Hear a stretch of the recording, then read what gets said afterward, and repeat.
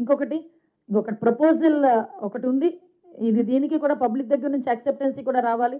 ఎందుకంటే ఈరోజు గాంజా ఇంట్లో కుర్రోడు తీసుకుంటున్నాడా, లేకపోతే ఇంట్లోని అబ్బాయి అమ్ముతున్నాడా ఏంటో తెలియదు. ఒక తల్లిది ఏం చేస్తుంటుందంటే, పిల్లోడు వెళ్ళి ఒక 10,000 20,000 బయట నుంచి తీసుకొస్తున్నాడంటే అది ఎలా వచ్చింది అని అడిగిన రోజు ప్రాబ్లం రాదు.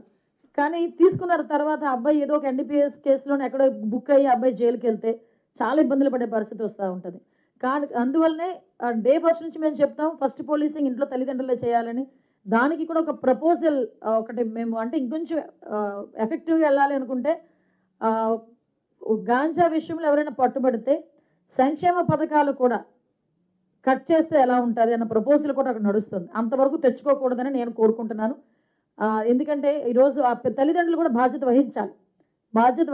వాళ్ళని కూడా మనం పెట్టాలి. కాబట్టి అంటే వాళ్ళు కూడా కాన్సన్ట్రేట్ చేయాలి పిల్లల పెంపకంలో. కాబట్టి చెప్తున్నాం. ఇంకొకటి అండి, ఈ మైగ్రేటెడ్ చాలామంది ఉంటారు. చాలామంది ఏం చేస్తున్నారంటే, మైగ్రేటెడ్ వాళ్ళు అక్కడ నుంచి మధ్యప్రదేశ్ నుంచి అక్కడ నుంచి వస్తుంటారు. వాళ్ళందరూ కూడా తెచ్చుకుంటుంటారు ఈ వర్కర్స్, డైలీ వర్కర్స్ దగ్గర.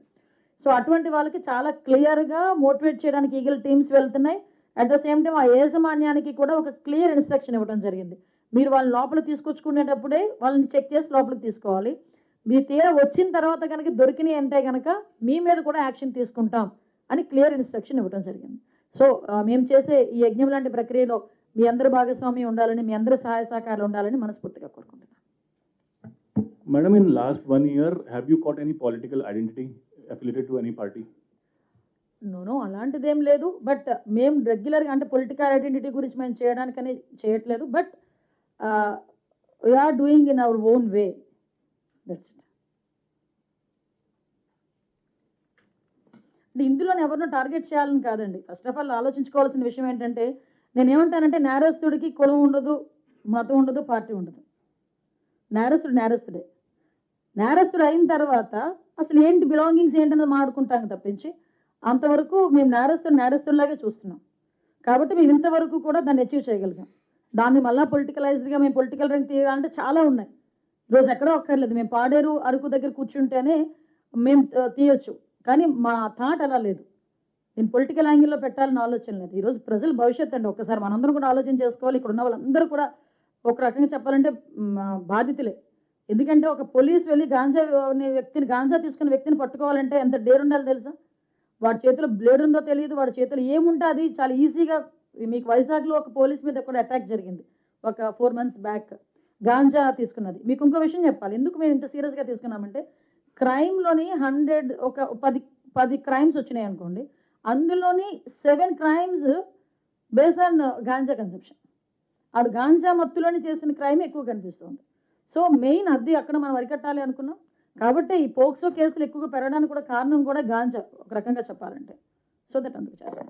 కాబట్టి ఇందులో పొలిటికల్ యాంగిల్, పొలిటికల్ పెట్టే దగ్గర మేము పాలిటిక్స్ మాట్లాడుకుంటాం, కానీ ఇలాంటి చోట కాదు.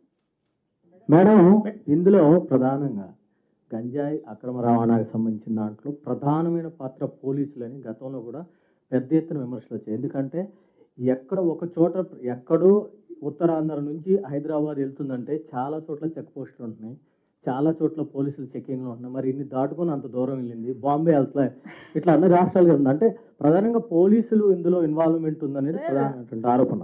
యాక్చువల్గా మీకు ఒక విషయం చెప్పాలి. నేను ఫస్ట్ మాట్లాడినప్పుడు కూడా చెప్పాను, ఒక గవర్నమెంట్ ఫోకస్ పెట్టాలి, గవర్నమెంట్ రెస్పాన్సిబిలిటీ తీసుకోవాలి. లాస్ట్ 5 years మనం ఆ రెస్పాన్సిబిలిటీ, ఆ ఫోకస్ అనేది గాంజా మీద మిస్ అయింది. వాళ్ళ ఫోకస్ ఎక్కడుంది? తెలుగుదేశం పార్టీ లీడర్ ఎటువైపు వెళ్తున్నాడు, జనసేన పార్టీ లీడర్ ఎటువైపు వెళ్తున్నాడు అన్న దాని మీద ఫోకస్ పెట్టారా తప్పించి, ఎవరి మీద అక్రమ కేసులు పెట్టాలన్న దాని మీద ఫోకస్ పెట్టారా తప్పించి, అరే పిల్లల జీవితాలు నాశనం అయిపోతున్నాయి, ఇన్ని గాంజా ఇలా వెళ్ళిపోతుంది, చుట్టుపక్కల రాష్ట్రాల వాళ్ళు కూడా మన వైపు వేలు పెట్టి చూపిస్తున్నారు గాంజా డ్రగ్స్ అన్నది కూడా వాళ్ళ ఆలోచన లేకుండా చేసిన తత్వం. మీరు ఇందాక అన్నారు పోలీస్ అని. పోలీస్ ఏం చేస్తారండి? నేను ఈరోజు పోలీసుని వెనకేసుకొస్తున్నానని కాదు. పోలీసు వాళ్ళ డ్యూటీ వాళ్ళకి చేయాలంటే వాళ్ళకి ఇవ్వాల్సిన ఫెసిలిటీ వాళ్ళకి ఇవ్వాలి. ఫెసిలిటీ ఇన్ ద సెన్స్ వాళ్ళకి కుర్చీలు ఏసీలు ఇవ్వమని చెప్పట్లా నేను.